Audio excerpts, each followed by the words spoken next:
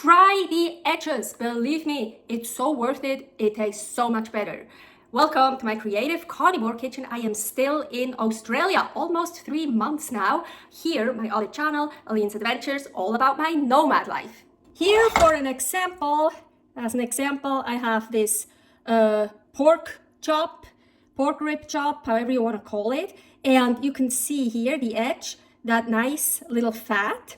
And I put salt all over it, also here. And it's really so worth it to fry the edges. So I'm not just gonna put it in a frying pan. No, I'm gonna turn it on. And on quite high heat. And then I just press it down. And yeah, of course, now it's not that hot yet.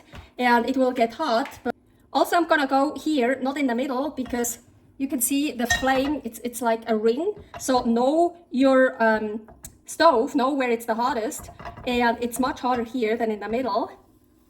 So it's starting, maybe you can hear it, and I'm not just holding it, I'm actually pressing it down. Purpose show you with this thing that I have to hold, because sometimes I have a nice steak that it's just holding up by itself, but not that one. It's not thick enough, so, and not sturdy enough. Like also here, you see I go to the side. Sometimes I kind of lean it, or I like create something, so it's like, but then of course there's no pressure, so I really want to press down actually, and now I hope you can see me.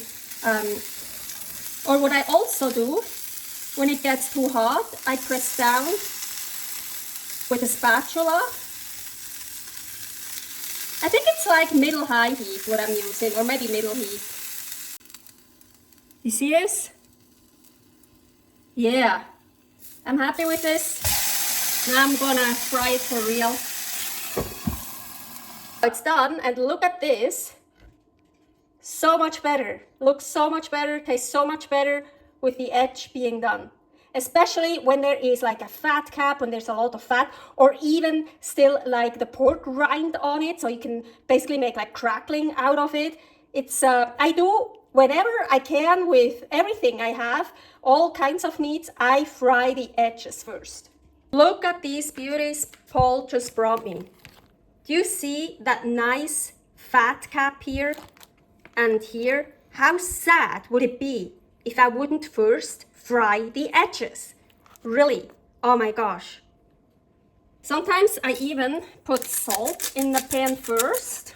Now I have also salt. I salted both sides.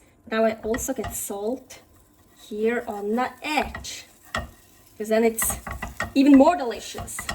If I just leave it like this part won't get anything, you see? Really want it everywhere. Pressing it down. Or sometimes you can see what I'm doing now with the spatula.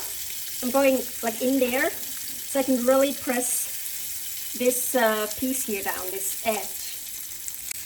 Ooh, it's even holding up. That's always great. But you definitely want to try to push a little bit, because it gives a better sear and it goes faster. And this, oh yeah, it's great. I'm showing you with this. This is what usually happens with pork chops. You have to cut it. You have to cut it here if you want this to go flat down. It's just what it does. I usually cut it, then it doesn't look that nice anymore, but here. See, now it is flat. Otherwise, it won't get flat. It happens a lot with pork chops.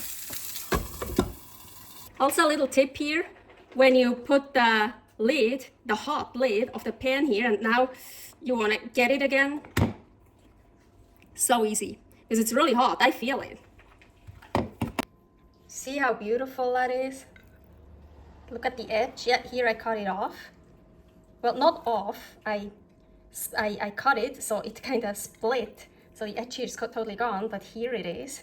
Here it is. Beautiful. Ooh, that works great too. Look, I have 3 thin ones. You see those 3 thin ones?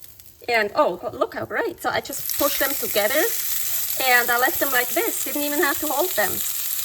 Yeah, they're good. Now they're ready to be separated and do the other parts.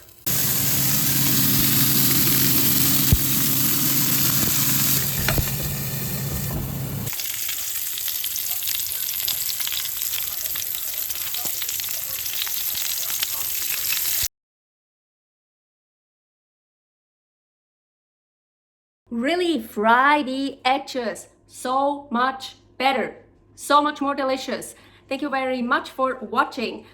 Here, many more recipes, creative carnivore kitchen, and here, all about my nomad life, Aline's adventures.